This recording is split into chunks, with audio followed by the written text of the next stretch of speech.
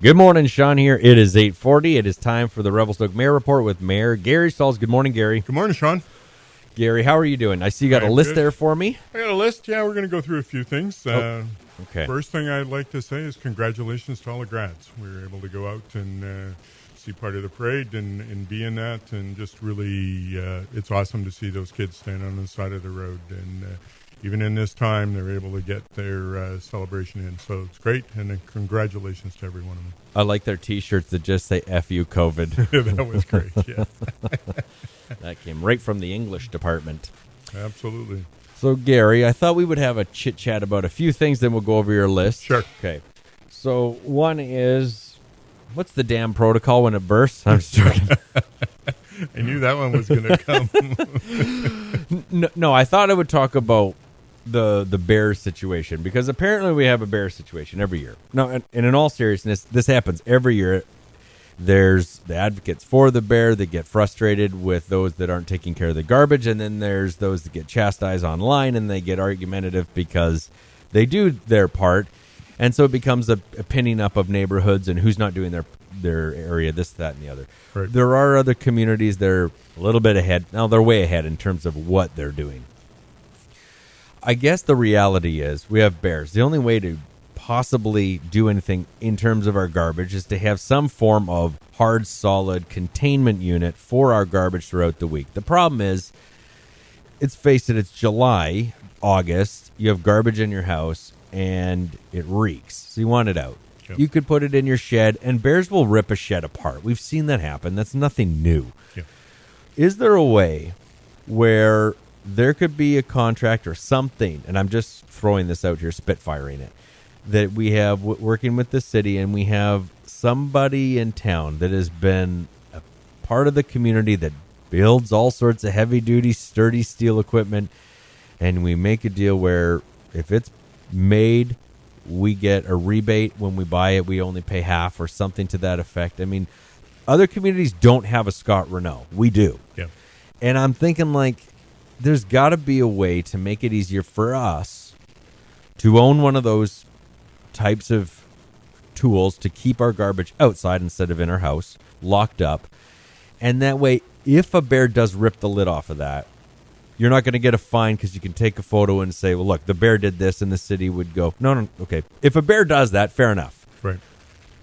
There's no way we can expect people to throw their garbage in their basements until the garbage day, and some that do lock it up have it broken.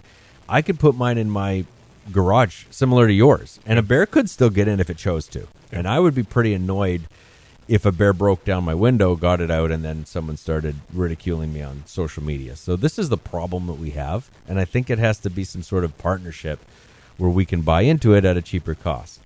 Well, and we're kind of looking at what we need to do to become a bear-safe community. So as some of our proponents here in the community, Bear Aware, and the city staff are kind of looking at, okay, where we're going to go and how we're going to go. There's definitely a movement with our council to actually deal with those sorts of things, to make sure that we can be better than what we are now. So we're working through that. Is there a partnership that can be made? I'm not going to say no, because it's working with the community that can make this work. We kind of looked at one, and we found one like online, and this is just Googling, and you find out that they have a Tough Box 137-gallon green bin. You've probably seen them. They're green, and they kind of look like a Bresco bin, but they're smaller. Right.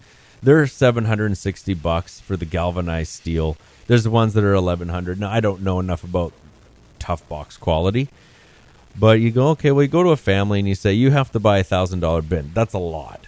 $760, $800, whatever the case is. But if there was some sort of deal where we didn't pay all of it, or not even half, then that might be more enticing for families to go, okay.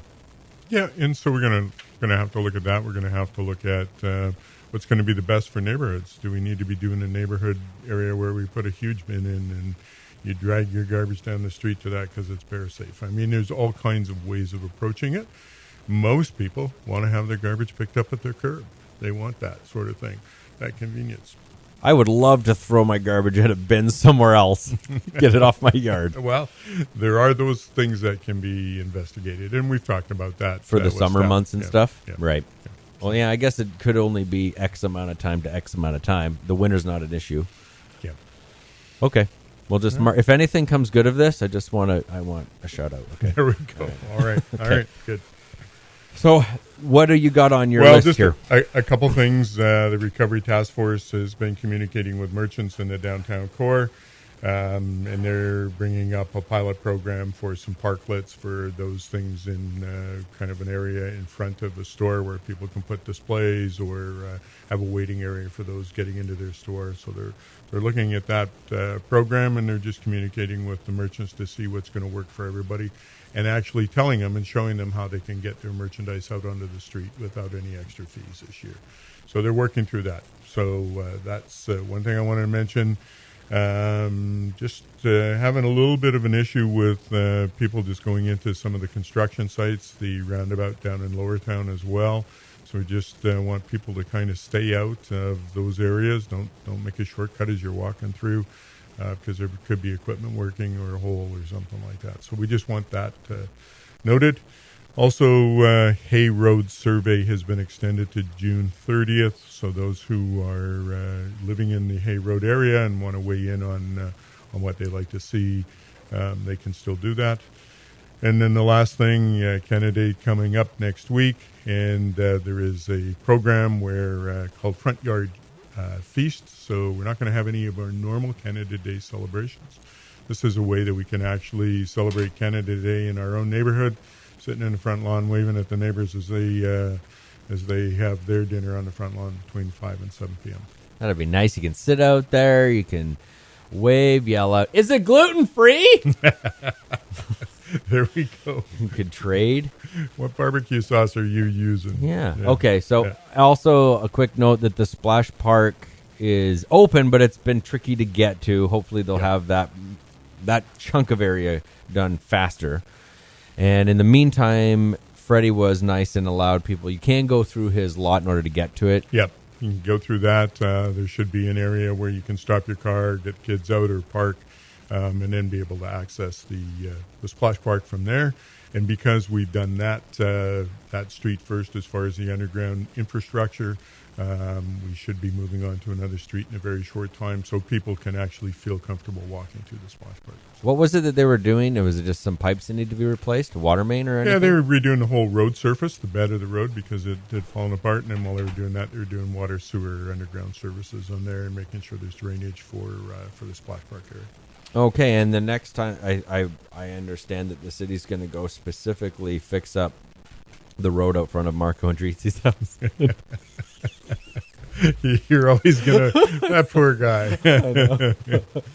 All right, well, All right. I'm off for next week. Is there anything else that you think that we need to touch base on? No, Pressing? I think that's it. I just want to wish everybody a happy Canada Day and just enjoy the festivities and in your own yard. And there are some downloads with Canada.ca regarding Canada Day celebrations. But people just enjoy yourselves, and when there's sun, get out and enjoy it. All right, thanks, Gary. Great, thank you. Great, thank you.